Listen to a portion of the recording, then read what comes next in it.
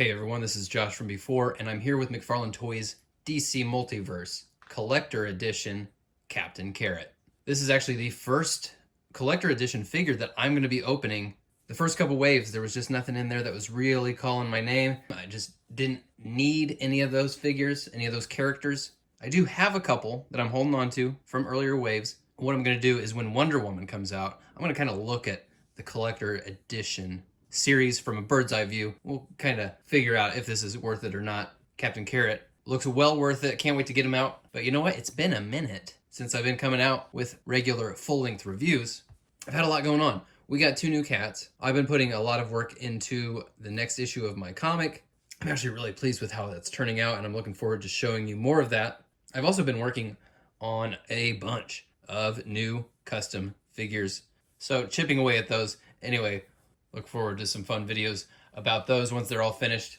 And if you want to get in on any of the many giveaways that we do on this channel, all you got to do is join as a paid member for $1 a month. You'll be entered to win. Believe me, I've been giving away all kinds of stuff. You could easily end up with 50 bucks worth of stuff just for joining for $1 a month. And that is open to international viewers as well. Let's finally now get into Captain Carrot here. Okay, right out of the box, I get hit real hard with that new toy smell. Usually you're gonna get that when they go extra soft on the soft rubbery capes, and we're getting that big time. That smell alone can transport me back to Toys R Us in the 1990s. Actually, this cape can kind of lead us into this tremendous sculpt.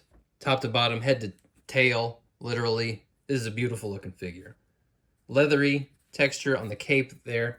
When we come around, most of his suit has this sort of Gore-Tex looking pattern on it, and those busy patterns contrast very nicely with the boots, the gloves. That's a wonderful looking figure. They've done a lot with fairly minimal paint apps. Obviously, big bold primary yellow and red here for most of it.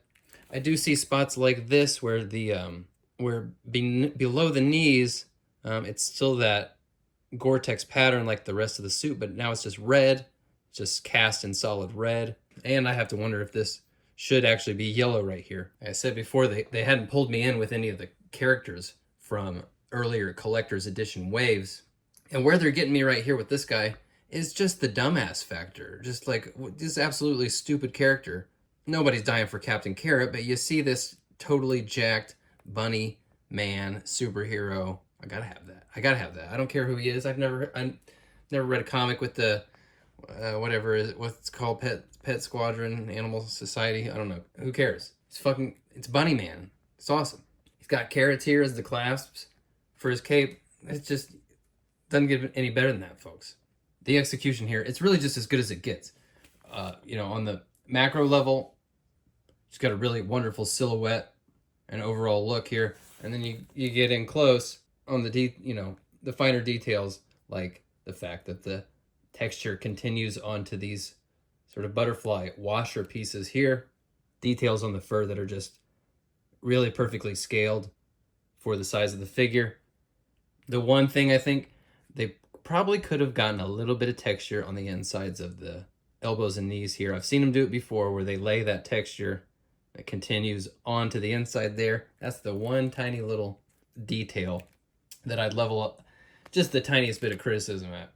And even that is kind of splitting hairs. Get it? Splitting hairs. Yeah. Let's check out the articulation. Start at the top, the very top. He's got straight up ball jointed ears. Look at this, folks. Dude, come on, ears. I do kind of wish it had a little bit more range. I would love to be able to like kind of put him down, back and down, but you end up just getting this kind of weird looking coyote ear effect. But this is great. I didn't expect that. They didn't have to do it. They did it. It rocks. Outstanding. I don't know, we'll move his head around. He's got a very stern look on his face. He's very disappointed with you for pursuing a life of crime. It takes on a lot of personality when you start moving that head around, man. God, love this dude. Great movement here in the butterfly rotator cuff area. And this is just one of my favorite points of articulation on any McFarlane figure, having that great shoulder range. Bicep cuts are really nice there. They hug that ball shoulder. However you twist it, that's really nice to see. Double elbows have outstanding range in spite of how swole these arms are. Ball joint wrists are tucked up under those gloves, but they're still very free to move around. He doesn't have much in the way of forward crunch, but we know how to fix this, right? You twist him around there at the waist, then you twist around at the diaphragm, and now you're afforded a little bit more forward movement, and that pattern continues around the back. It's not the worst look ever. You can get away with it if you need to get a few more degrees forward of movement.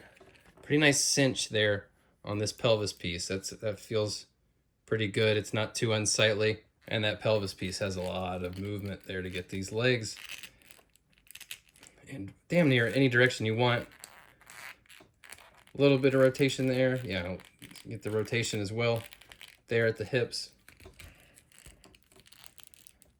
Double knees don't close up perfectly, but quite a bit of movement there. Again,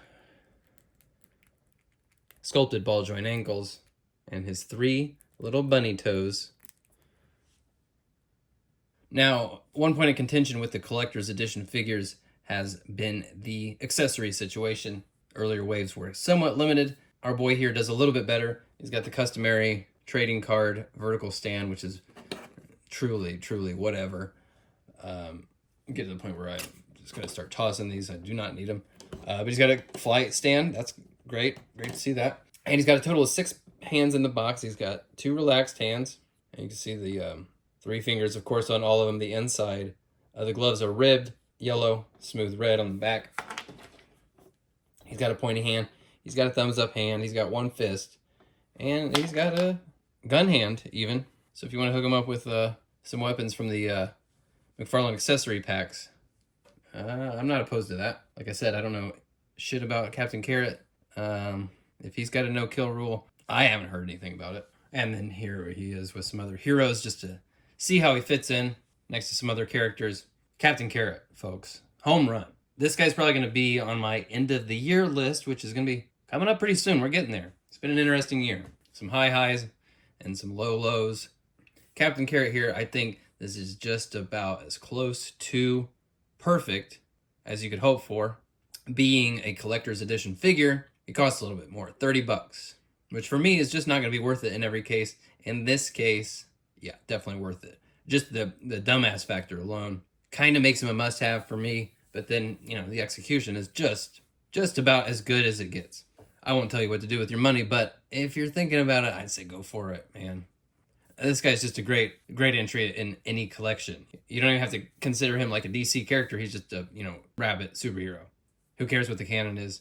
Make up your own bunny adventures. Maybe he's out for revenge against Farmer Brown for chasing him off his property. All right, gang, good to be back doing some full-length reviews here with you all. Do look forward to some fun videos and live streams coming up here during the holiday break. Do remember to join the channel for $1 a month. If you want to be entered in the giveaways, I'm sitting on several $100s worth of stuff that I'm going to be giving away and shipping to you for free if you enter and win. All right, gang, be good. I'll talk to you soon. Peace out.